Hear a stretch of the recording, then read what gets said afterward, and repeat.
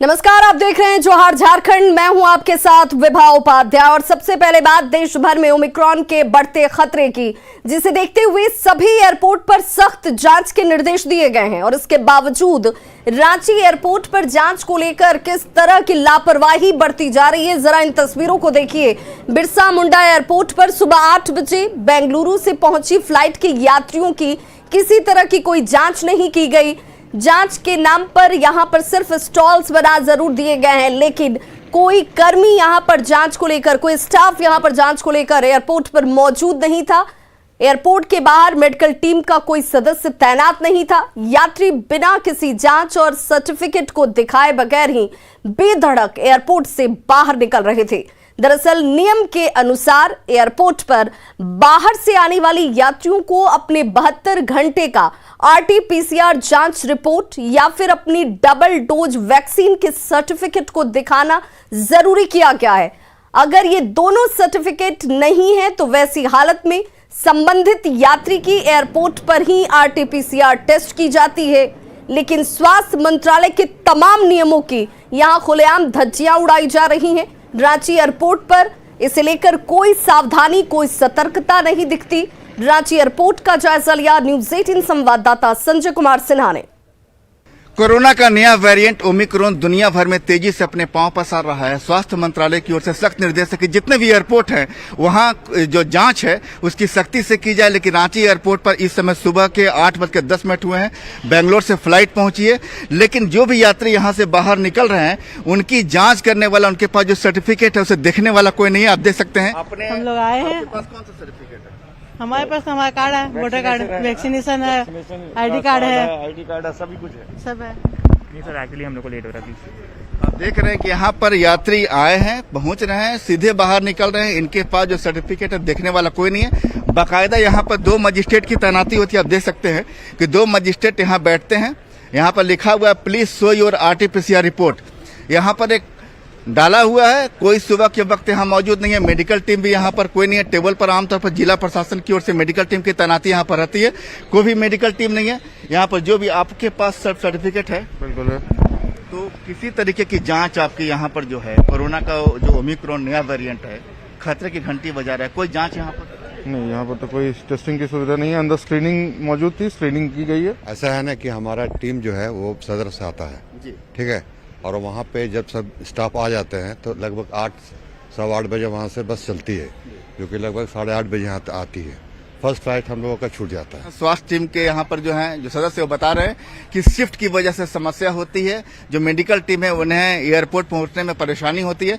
लेकिन सच्चाई यही है कि बेंगलोर से जो अभी फ्लाइट आई है उसको वहां पर उनके सर्टिफिकेट, यात्रियों की जांच करने वाला कोई नहीं है। आप समझ लीजिए राजधानी रांची कितनी सुरक्षित है। कैमरामैन अमित के साथ संजय कुमार सिन्हा, न्यूज़ 18 रांची। रांची के एचईसी में कर्मचारियों का टूल डाउन लगातार जारी है। गुरुवार को एचईसी के सीएमडी नलिन सिंघल के साथ हुई वार्ता बेनतीजा रही। किसी तरह का कोई निष्कर्ष नहीं निकला। वार्ता के दौरान बकाया वेतन भुगतान को लेकर कई फॉर्मूले पर श्रमिक संगठनों के साथ बातचीत तो जरूर की गई। कर्मचारियों को 1 महीने का वेतन भुगतान 2 हिस्सों में ऑफर भी किया गया, लेकिन पिछले 7 महीने से बगैर वेतन के काम कर रहे कर्मचारियों को महज 1 महीने का वेतन 2 टुकड़ों में लेना स्वीकार नहीं था। ऐसे में बातचीत बेनतीजा ही रही, जिसके बाद कर्मचारियों का पूरा गुस्सा कंपनी के सीएमडी और प्रबंधन पर फूटा। कर्मियों ने यह साफ कर दिया है कि जब तक बकाये वेतन का भुगतान, कैंटीन भत्ता समेत दूसरी मांगों को पूरा नहीं कर दिया जाता है, तब तक कर्मचारियों का टूल डाउन यूं ही जारी रहने वाला है। रांची के एचईसी में आंदोलनरत कर्मचारियों से बातचीत की न्यूज़ 18 संवाददाता संजय कुमार सिन्हा ने। मदर इंडस्ट्री एचईसी में कर्मचारियों का टूल डाउन 9वें दिन भी जारी है। हालांकि गुरुवार को एचईसी के सीएमडी रांची आए थे। श्रमिक संगठनों के साथ कई दौर की वार्ता चली, लेकिन वार्ता बेनतीजा रही। आज भी एचईसी के मुख्य गेट पर कर्मचारियों का जो विरोध प्रदर्शन जारी है। हम बात करेंगे लोगों से। कल जो जिस तरीके से सीएमडी के साथ बातचीत हुई, बेनतीजा रही सब कुछ, आखिर कारण क्या है? ये पैसा देना नहीं चाहते हैं सर। मैनेजमेंट का नजरिया बहुत गलत है, मजदूरों का शोषण कर रहे हैं। और कल चेयरमैन आए थे, हम लोगों को उम्मीद जगा था कि ये देंगे, कुछ न कुछ दे देंगे, लेकिन फिर बोल रहे थे, यूनियन से वार्ता जब हुई तो इन्होंने कहा कि हम आधा महीना का तनख्वाह देंगे। आधा महीना से कैसे पेट चलेगा, मेरा 7 महीना हो गया है। उनका कहना था कि इसका भी हम गारंटी नहीं दे सकते हैं, अगर होगा पैसा आएगा तो देंगे, है ना। तो ये सिर्फ आश्वासन था, कोई गारंटी नहीं था, है ना। यानी कि ऐसा रवैया किया जा रहा है कि उनको पैसा देने का मन ही नहीं है। और ये जो टूल डाउन हुआ है हम लोग का, इसको खत्म करने का भी उनका मनसा नहीं है। फैक्ट्री एक्ट में है कि आप फैक्ट्री को चला रहे हैं तो उसके साथ आपको कैंटीन भी चालू रखना है, लेकिन ये मैनेजमेंट जो है, फैक्ट्री चल रहा है, कैंटीन बंद है, उसके बदले में जैसे कोविड-19 के टाइम में बंद हुआ था तो अलाउंस दिया जा रहा था, तो ये बिना नोटिफिकेशन का कैंटीन भत्ता भी काट दिया गया। टूल डाउन जब तक हम लोग का माने डिमांड पूरा नहीं हो जाता है तब तक ये टूल डाउन जारी रहेगा। वैसे भी बात जो है बनने से बात बनती है, कई दौर की वार्ता हुई लेकिन बात नहीं बनी। एचईसी को भी बचाना है, परिवार को भी बचाना है, खुद को भी बचाना है, लेकिन सवाल है बचे तो कैसे। कैमरामैन अमित के साथ संजय कुमार सिन्हा, न्यूज 18 रांची। और झारखंड को केंद्र सरकार की तरफ से बड़ा तोहफा दिया गया है, जिसमें पलामू, गढ़वा समेत झारखंड के 4 जिलों को केंद्र की तरफ से ये तोहफा मिला है। पलामू, गढ़वा, देवघर और सिमडेगा, इन सभी 4 जगहों पर सोलर पावर प्लांट जो है वो बनाए जाएंगे। 20-20 मेगावाट क्षमता के ये सोलर पावर प्लांट होंगे जो कि इन 4 ही जगहों पर बनेंगे। केंद्र सरकार ने पलामू सांसद बीटी राम की मांग पर मोहर लगा दी है। पलामू और गढ़वा में बिजली की कटौती को देखते हुए थर्मल प्लांट लगाने की मांग जो है वो की गई थी और केंद्र ने थर्मल प्लांट की जगह सोलर पावर प्लांट और सोलर पार्क बनाने की मंजूरी दी है। केंद्र ने डीपीआर तैयार करने के लिए झारखंड सरकार को पत्र लिखा है। सांसद बीटी राम ने पीएम और केंद्रीय मंत्री आरके सिंह का इसे लेकर आभार जताया। केंद्र ने डीपीआर तैयार करने के लिए झारखंड सरकार को पत्र लिखा है, जिसमें बीटी राम ने प्रधानमंत्री और केंद्रीय मंत्री आरके सिंह को इसके लिए आभार जताते हुए कहा कि इस क्षेत्र के विकास में बहुत महत्वपूर्ण भूमिका ये निभाता हुआ नजर आएगा। सोलर पार्क यहां पर अगर बनता है तो उससे भी यहां की स्थिति, तस्वीर बदलेगी। नवीनीकरण ऊर्जा में आत्मनिर्भर बनेगा ये इलाका और झारखंड के किसानों को इससे बड़ा फायदा आने वाले वक्त में हासिल होगा।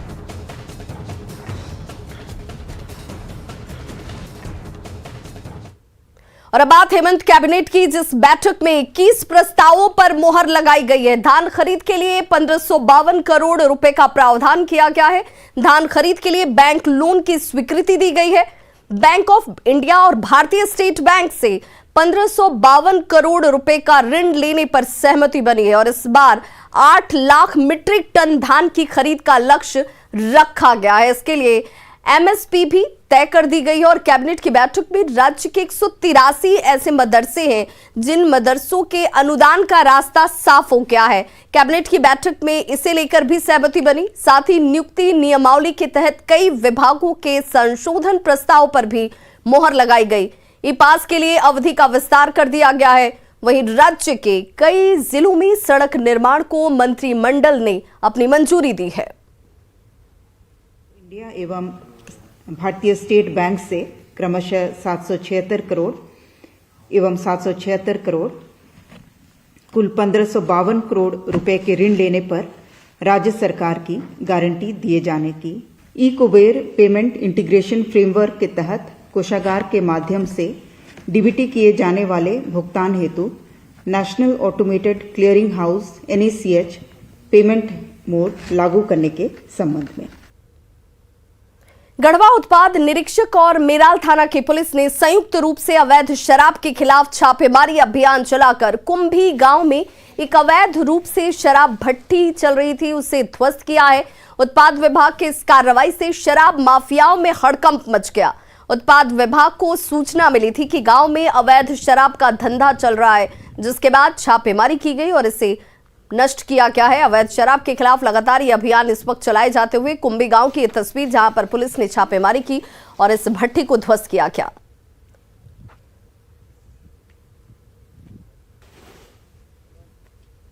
ग्राम में जो है छापामारी की गई थी मेराल थाना के सहयोग से ही। उसमें 200 केजी जावा महुआ शराब और अन्य शराब बनाने के उपकरण जो है बरामद किया गया। सर आगे भी इस तरह की छापेमारी चलती रही क्या?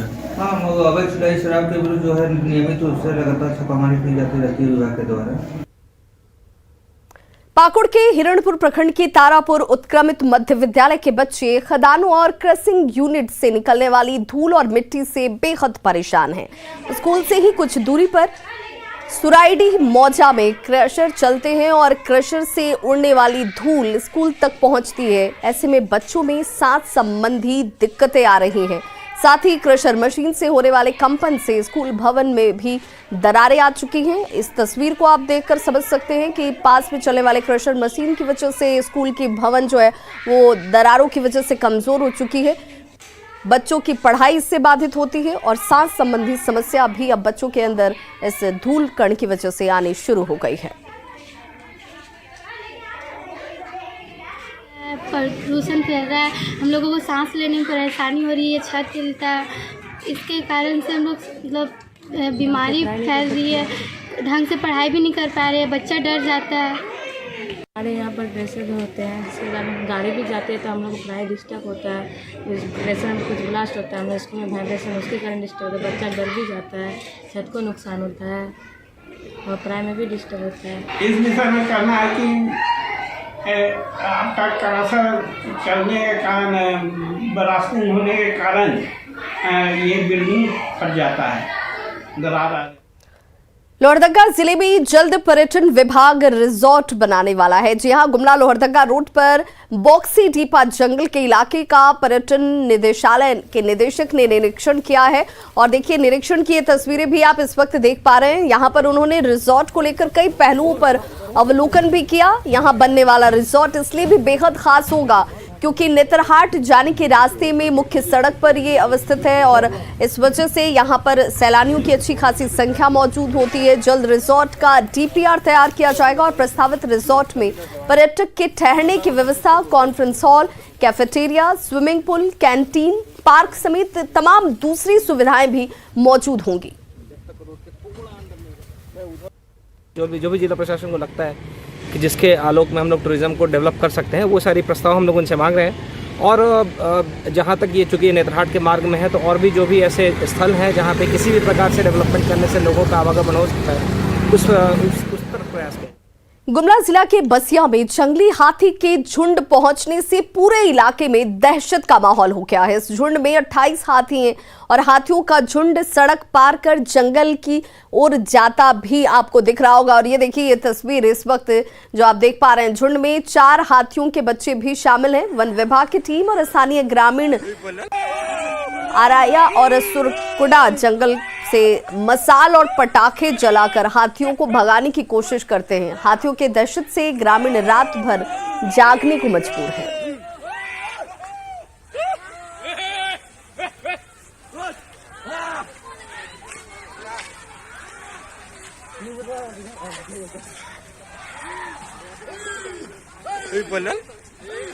तो 2 तस्वीरें आपके टीवी स्क्रीन पर हैं। जो 28 हाथियों का झुंड है अभी वर्तमान में, जिसमें 4 न्यूली बॉर्न हैं यानी नवजात हैं, वह पिछले 4 दिनों से बसिया और काउंडरा क्षेत्र में विचरण कर रहा है। ग्रामीण जितने भी उस क्षेत्र में हैं, हमने भरपूर कोशिश की है कि किसी को कोई ज़्यादा नुकसान ना हो। हाँ, कुछ क्रॉप डैमेज, कुछ प्रॉपर्टी डैमेज के हमें वृत्तांत मिले हैं, लेकिन किसी तरह की इंजरी या कोई भी डेथ केसेस इस तरह का हमने प्रयास किया कि ना हो। रामगढ़ के चैनपुर रेलवे फाटक की वजह से हजारों लोगों को परेशानियों का सामना करना पड़ रहा है। एक ट्रेन को पार कराने के लिए रोज 20 से 30 मिनट तक गेट को बंद रखा जाता है और इस वजह से जाम की स्थिति हर रोज बन जाती है। जाम से 50 गांव के लोग परेशान हैं और ऐसे में मरीजों को भी खासी परेशानी उठानी पड़ती है। स्थानीय लोगों ने रेलवे ओवर ब्रिज बनाने की मांग की है, लेकिन अब तक इसे लेकर किसी तरह की कोई पहल नहीं की गई।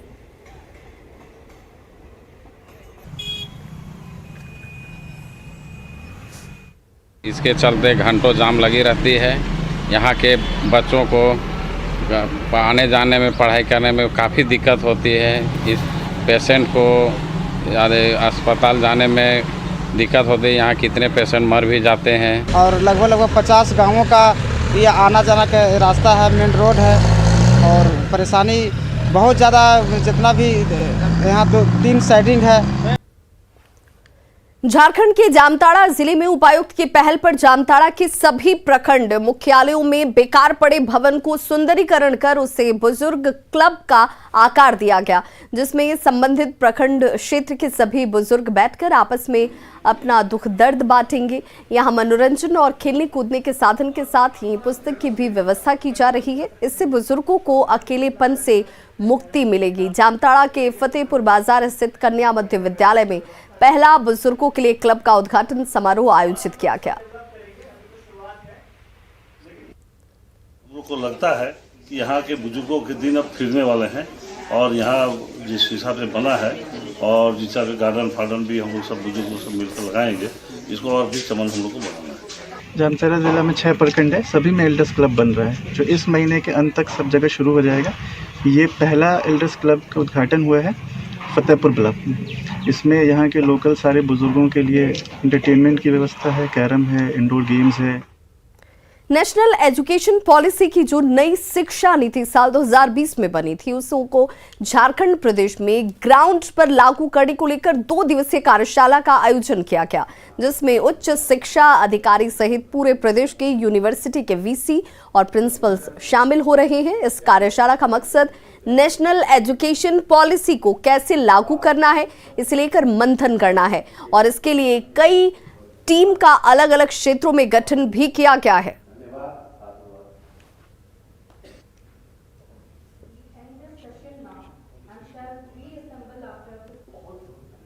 नेशनल एजुकेशन पॉलिसी जो 2020 में फॉर्मुलेट हुआ है, जो पॉलिसी डॉक्यूमेंट है, उसको कैसे इम्प्लीमेंट करना है, स्टेट लेवल पर, ग्राउंड लेवल पर कैसे इम्प्लीमेंट करना है, उसी को लेके ये वर्कशॉप आयोजित की गई है। इसमें यूजीसी, एनसीटी, एकेडमिशियंस हैं, वाइस चांसलर्स हैं, प्रिंसिपल्स हैं कॉलेजेस के।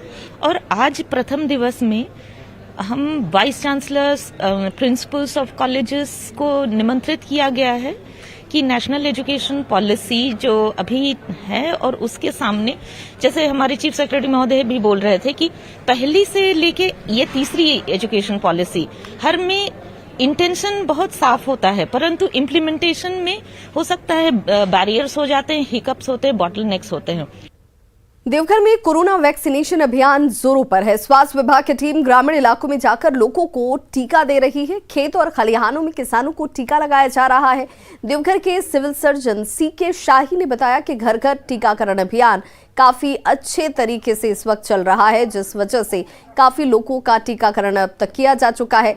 जिले में अब तक 70% लोगों को पहला डोज और लगभग 50% लोगों को दूसरा डोज दे दिया गया है।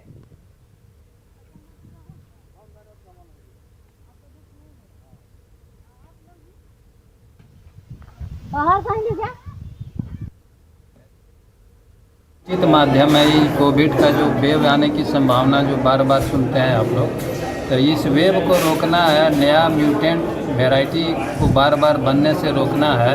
तो सभी लोग जो है, जो पात्र लाभार्थी हैं, 18 वर्ष से उम्र में से अधिक हैं, सारे लोग को वैक्सीनेशन पहला और दूसरा डोज ले लेने से ये जो है वायरस उसमें मल्टीप्लाई नहीं करेगा, नया वेरिएंट।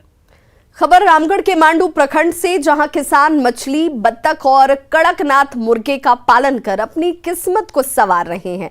डेगलाल महतो कोरोना काल में नौकरी छूट जाने पर अपने गांव वापस आ गया था, जिसके बाद उसने अपनी खाली पड़ी जमीन पर तालाब बनाकर मछली, बत्तख और कड़कनाथ मुर्गी का पालन शुरू किया। धंधा चल निकला और डेगलाल हर दिन 2000 रुपए के बत्तख के अंडे को बेचकर कमा ले रहे हैं। डेगलाल स्वरोजगार के माध्यम से आत्मनिर्भर बनकर पूरे इलाके में उदाहरण पेश कर रहे हैं। गुजरात से जब मेरा नौकरी छूट गया लॉकडाउन में, उसके बाद घर आए, उसके बाद ये सब चालू किए। उसके बाद तालाब, जैसे खेत में धान नहीं होता था तो तालाब कुड़वा दिए और मछली पालन शुरू किए। आया विचार कि नहीं से बत्तख पालन भी करना चाहिए मेरा इथी में, तो फिर बहुत से लोगों ने कहा कि ठीक है भैया, हम सहारा वहारा देंगे, कीजिए, हम भी साथ देंगे। तो आदमी लोग भी साथ दिया और इसमें हम भी इन्वेस्ट।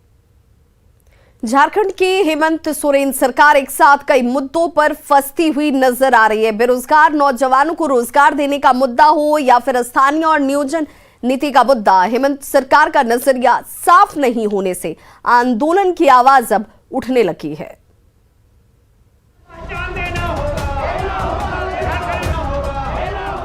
बिहार से अलग हुआ झारखंड अब युवा हो चुका है, लेकिन 21 साल के झारखंड में आज भी कई मुद्दे ऐसे हैं जिसको लेकर आंदोलन जारी है। सबसे पहले तो अलग राज्य के आंदोलन में शामिल होने वाले आंदोलनकारी को ही अब तक मान सम्मान और पेंशन के लिए संघर्ष करना पड़ रहा है। राज्य में करीब 63,000 आंदोलनकारियों में से सिर्फ 3,000 लोगों को ही आंदोलनकारी का दर्जा मिल पाया है। दुर्भाग्य है, हम चिन्हित हो गए हैं, लेकिन हमारे दिसम गुरु शिबू सोरेन चिन्हित नहीं हुए हैं। देखिए, हम लोग को 2 भाग में बांट दिया है। हम जेल चल गए तो हमको चिन्हित कर लिया, और जो साथी हमारा कंधा से कंधा मिला के एक ही पार्टी का नहीं लड़ा है, इसलिए मेरा सरकार से मांग है। वहीं राज्य में स्थानीय नीति और नियोजन नीति का निर्धारण नहीं होने से आदिवासी मूलवासी समाज हेमंत सोरेन सरकार से नाराज चल रही है, तो साथ ही ओबीसी आरक्षण की मांग भी तेजी से उठ रही है। राष्ट्रीय ओबीसी मोर्चा 27% आरक्षण की बजाय आबादी के हिसाब से आरक्षण की मांग पर अड़ा है। बदस्तूर जारी है और यहाँ के आदिवासी मूलवासी जनता के हितों के लिए जो कानून बनना चाहिए थे, उनके कल्याण के लिए, विकास के लिए, उनकी पहचान के लिए, उसके अधिकार के लिए, उसको न्याय देने के लिए, उसको सम्मान देने के लिए, वो तो आज तक नहीं बन पा रहा है। वही पलायन, वही विस्थापित, वही अन्याय, वही अत्याचार, वही शोषण और बढ़ते जा रहा है। अभी ये शर्मनाक स्थिति है कि जिन्होंने त्याग किया है, कुर्बानी दिया है, उसको भी अपना पहचान और सम्मान मांगने के लिए ये दुर्भाग्यपूर्ण तस्वीर बन रहा है। आधार जो नियुक्तियां की जा रही है उससे काफ़ी ओबीसी समुदाय में मायूसी है। वो जब सारी नियुक्तियां हो जाएंगी तो फिर आरक्षण माननीय मुख्यमंत्री लागू करके भी क्या कर लेंगे, ओबीसी को क्या मिलेगा। तो वैसी परिस्थिति में हम लोग इस आंदोलन को और भी तेज कर रहे हैं। इधर रोजगार का मुद्दा उठाकर सत्ता में आई हेमंत सरकार साल 2021 को नियुक्ति वर्ष घोषित कर बुरी तरह से फंसती हुई नजर आ रही है। हर साल 5 लाख युवाओं को रोजगार देने का वादा करने वाली हेमंत सोरेन सरकार से राज्य के युवा सवाल पूछ रहे हैं। आखिर हम लोगों को कब तक इस तरह बरगलाते रहिएगा? हम लोग कब तक प्रताड़ित होते रहेंगे? 2016 में विज्ञापन आया, 2017 में हम लोगों ने एग्ज़ाम दिया, 2018-19 में वेरिफिकेशन हुआ, उसके बाद हाई कोर्ट लार्जर बेंच का फैसला आने के बाद बाकी बचे विद्यार्थियों का 25% 6 अनुशंसित विषयों का वेरिफिकेशन कंप्लीट होने के बाद रिजल्ट निकलने ही वाला था। 29 दिसंबर को राज्य की मौजूदा हेमंत सोरेन सरकार के 2 साल पूरे होने जा रहे हैं और बीते 2 साल में राज्य सरकार क्या कुछ कर पाई है ये उसे भली भांति पता है। लेकिन सच्चाई ये भी है कि आने वाले समय में राज्य सरकार मुद्दों और अपने किए वादों को लेकर मुश्किल में फंस सकती है। अविनाश, न्यूज़ 18, रांची। तो खबरों का सिलसिला लगातार जारी है, आप देखते रहिए न्यूज़ 18 बिहार झारखंड।